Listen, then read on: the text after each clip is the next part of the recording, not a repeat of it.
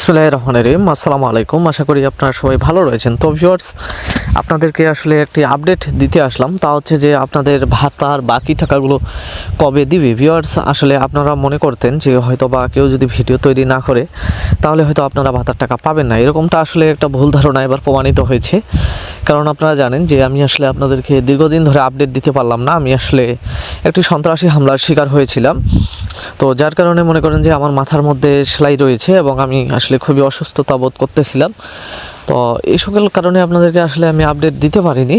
তো ভিউয়ার্স, আমি আপনাদেরকে বলবো যে আসলে গেল কালকে কিন্তু প্রতিবন্ধী ভাতার টাকা দিয়েছে, আপনারা জানেন, এবং সেটা পরিমাণ কিন্তু আসলে খুবই কম, খুব কম জনেই কিন্তু প্রতিবন্ধী ভাতার টাকাটা পেয়েছে। এর যে মূল কারণ তা হচ্ছে যে আপনারা জানেন যে আসলে আপনাদের যে টাকাগুলো রয়েছে এবার কিন্তু একটু আসলে স্লো মাধ্যমে দেওয়া হচ্ছে। কেন স্লো মাধ্যমে দেওয়া হচ্ছে? কারণ আপনারা জানেন যে প্রথম কিস্তি থেকে, অর্থাৎ 2025-26 যে অর্থ বছর, এই অর্থ বছরের প্রথম কিস্তি থেকে আপনাদের টাকাগুলো কিন্তু এখন ইএফটি এর মাধ্যমে নয়, অর্থাৎ সিটিএম এর মাধ্যমে দিচ্ছে। তো যেহেতু সিটিএম এর মাধ্যমে দিচ্ছে, এটা একটা মনে করেন যে নতুন প্রোগ্রামিং সফটওয়্যার। তো এটার সাথে আসলে মনে করেন যে যেই মানে একটা সিস্টেম রয়েছে, সেই সিস্টেমটা হচ্ছে যে এমএফএস। তো এই এমএফএসটা কিন্তু এটা কিন্তু আপনাদের আসলে মনে করেন যে দ্বিতীয় কিস্তি ফেরার পর্যন্ত বাইপাস করা ছিল।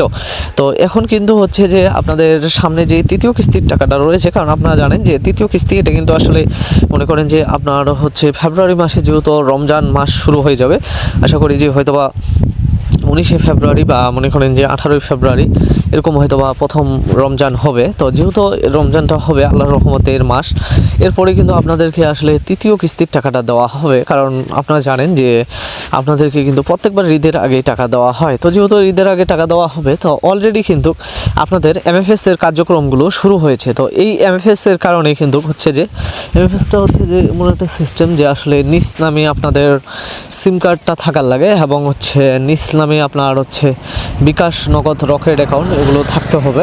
এটা আসলে খুবই বাধ্যবাধকতা রয়েছে এই সিস্টেমটিতে, যার কারণে মনে করেন যে আপনাদেরকে এবার মনে করেন টাকা দিচ্ছে এমএফএস বাইপাস করে।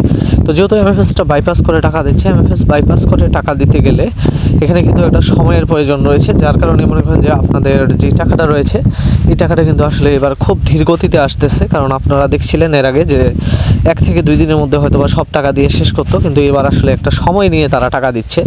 তো যেহেতু সময় নিয়ে টাকা দিচ্ছে, আশা করি যে আপনারা সবাই টাকা পেয়ে যাবেন। আর যারা টাকা পাবেন না তাদের জন্য আসলে কি করণীয়, যারা টাকা পাবেন না তাদের জন্য আসলে একটা করণীয় রয়েছে, এবং হচ্ছে আপনার ইউনিয়নে বা আপনি যে নতুন সিম কার্ডটি কিনেছেন আপনার নামে, সেটিতে আসলে কিভাবে অ্যাকাউন্টগুলোকে ট্রান্সফার করবেন এবং সেই সিমটিতে কিভাবে আপনারা টাকা নেবেন, এর জন্য আসলে এর পরবর্তীতে আরেকটি বিস্তারিত ভিডিও আসবে। আমি যেহেতু এখন আল্লাহর রহমতে অনেকটা সুস্থ রয়েছি, তো এখন আপনাদেরকে আমি আসলে প্রতিনিয়তই মনে করেন যে আপডেট দিব।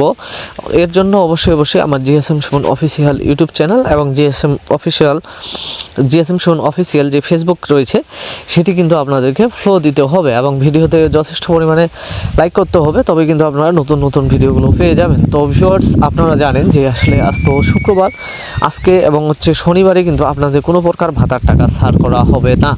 তো অলরেডি যাদের টাকাগুলো মনে করেন যে সার করেছে, এবং হচ্ছে বিটিআর সিএম মনে করেন যে নেটওয়ার্কের হ্যাসেলের কারণে আপনাদের টাকা হয়তো মনে করেন যে বৃহস্পতিবারের সন্ধ্যায় আপনারা পাননি, তারা হয়তো আজকে রাতের মধ্যে পেয়ে যাবেন। বা যাদের হয়তো বা মনে করেন যে এসএমএস আসেনি, জাস্ট শুধু টাকা এসেছে, তাদেরকে বলবো যে, অর্থাৎ আপনি যে একজন ভাতাভোগী হয়ে থাকেন তাহলে অবশ্যই মনে করেন যে আপনার যেই অ্যাকাউন্টে রয়েছে, অর্থাৎ যে সিমে আপনি টাকা পান, সেটি আপনি অবশ্যই চেক করবেন। চেক করলে হয়তো বা আপনি দেখতে পারেন যে আপনার কাছে টাকা চলে এসেছে। তো ভিউয়ার্স, এটুকুই আপডেট আজকে দিলাম। ভালো থাকবেন, সুস্থ থাকবেন, ওটিপি কোড এবং পিন কোড দেওয়া থেকে বিরত থাকবেন। ধন্যবাদ।